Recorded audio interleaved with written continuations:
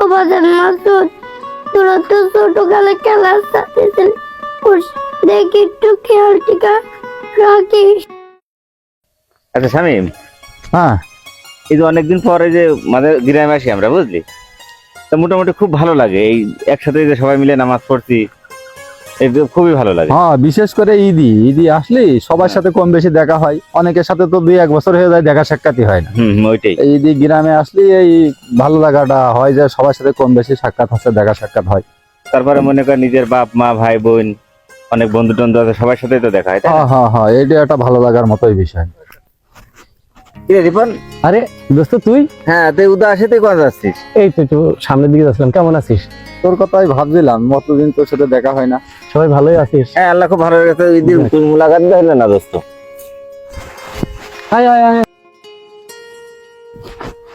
কতদিন পরে তোর সঙ্গে দেখা হইলো। এই কাকির কি খবর? কাকির শরীর অবস্থা ভালো আছে? মার কথা আর বলিস নে রে, মা শরীরটা ইদানিং আর ভালো নেই, অসুস্থতা থেকেই যায়। এই 2 দিন আগেও হাসপাতালেতে নিয়ে আসলাম। তাই? আছে, এখন বাড়ি বসে আছে। একটা জিনিস কি জানিস দোস্ত, ছোটবেলার কত স্মৃতি তোদের বাড়ির সাথে, তোর মার সাথে আমাদের রয়েছে। তোর মা যে কত জ্বালানো জ্বালাইছি, তা কোনোদিন আমাদের পারে একটু রাগও করিনি। আর সবচেয়ে একটা বড় জিনিস কি জানিস, যে কোনোদিন আমরা গেলি না খেয়ে আমাদের ছাড়িনি, কোনোদিন মুখটা কালো দেখিনি। সুগার আর আমার তো কোনোদিন আলাদা করে দেখতো না সে। তাহলে চ যায় একটু কাকির সাথে যে দেখা করে আসি। হ্যাঁ, আরে অবশ্যই দেখা করবো, আসলাম দেখা করবো। হ্যাঁ তাহলে সব মিলিয়ে তোরা তো ভালোই আছিস তো? বুঝলি শামীম, হ্যাঁ, এই যে ছোটবেলায় এই যে কত খেলাধুলা করেছি, সেসব স্মৃতিগুলো না এখনো তাড়া করে। সামনের পরে ভাগছে এখন। আয় আয়। কাকি কোন ঘরে আছে রে? এই যে মা তো বারান্দায় থাকে, ঘরে শুতে চায় না। তাই? বারান্দায় শুয়ে দিই। হ্যাঁ, বারান্দায় থাকে। আয়। ডাক দিন কাকি, ডাক। ও মা, মা এই যে বাজান, দেখো কারা আইছে। কারে এসে বাজান? ওই যে শামীম আর মাসুদ আইছে। ওই আল্লাহ কতদিন দেখছি না বাজান। হ্যাঁ, ঘুরে বসো। ও মা, এই যে মাসুদ আর শামীম আইছে। ও কাকি, আমার চিনতে পারছো না? আজ চিনতে পারিনি রে বাজান, এখন আর চোখে মুক্তি ভালো দেখি না রে বাজান। ও বাজান, তা তোরা ভালোই আছিস? চাচি, আল্লাহ আমাকে খুব ভালো রেখেছে। ও বাজান রিপন, এই যে মা, তা তুই বসে রয়েছিস কেন? ওরা কতদিন পরে রোজা খাচ্ছে টিকা। যাচ্ছি মা, আমি যাচ্ছি। আচ্ছা আচ্ছা, তোরা বয়, মার সঙ্গে কথা কও, আমি খাওয়া দাওয়ার ব্যবস্থা করি। আরে না না পাগল, তোর এখন খাওয়া দাওয়ার ব্যবস্থা করার দরকার নেই। এই কাকির সাথে একটু গল্প করে ভালো লাগবে। আরে না হচ্ছে, এতদিন পরে আইছিস, একটু গালে না দিয়ে যাওয়া, তোরা বয়। আচ্ছা, না গেলে হইতো না রিপন। না, না। ও বাজান, তোরা তো ভালোই আছিস। আমার ওই রিপনটা অভাবের মধ্যে চলে, কি করবো বাজান? আমার তো আর কিছু করার নেই। আমার যা আছে সবে তোকে দিয়ে দিয়েছি। এই যে কিরম করে পার করলো বাজান, কয়টা টাকা ছিল তাও হাসপাতালে দিয়ে দেই, দিলে খেয়ে চলে এসলো। ভালো জানে বাজান খুব। আর কি করবো বাজান, তোরা একটু দোয়া করিস বাজান। ও বাজান মাসুদ, তোরা তো ছোটকালে খেলার সাথে ছিলি, দেখি একটু খেয়াল টিকা রাখিস। আমি আর কয়দিনই বা থাকবো। ও মাসুদ, হ্যাঁ রিপন, এই ঘরে আয়, এসে খাওয়া দাওয়া করি। আচ্ছা দাঁড়া আসছি। কাকি, তাহলে এখানে একটু বসে থাকো, আমরা একটু খাওয়া দাওয়া করে আসি। আচ্ছা।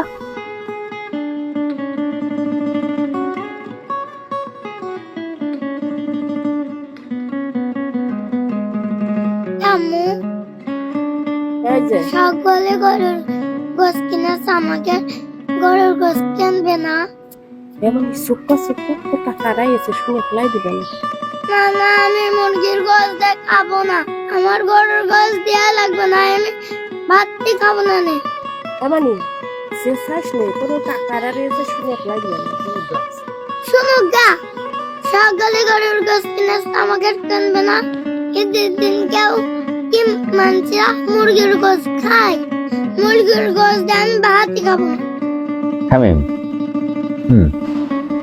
আমাদের মনে হয় এইভাবে আসা ঠিক হইলো না।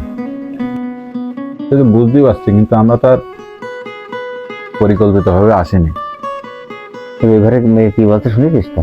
হুম, চ তো এখান থেকে রিপনের কাছে বিদায় টিদায় নিয়ে বেরোই, তারপরে একটা বাড়ি যে সব বুদ্ধিমন্ত্রীদের একটা পরিবেশ করলে হবে না। আচ্ছা ঠিক আছে, তাহলে খাওয়া দাওয়া করে তো তাই হবে। তাড়াতাড়ি খেয়ে নে। আচ্ছা আচ্ছা ঠিক আছে, তুই তাড়াতাড়ি খা।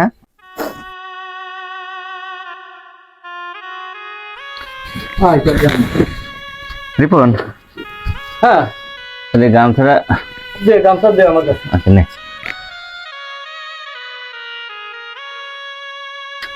ও কাকি, এই যে বাজান, তাহলে আমরা চলে যাচ্ছি। হ্যাঁ আজকে থাকলে ভালো হতো না?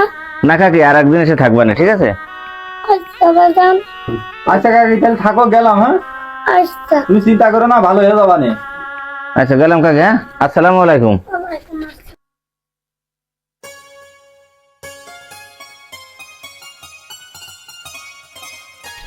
তাহলে আবার আসেন। হ্যাঁ, আচ্ছা তাহলে আবার আসিস কি? আচ্ছা ঠিক আছে।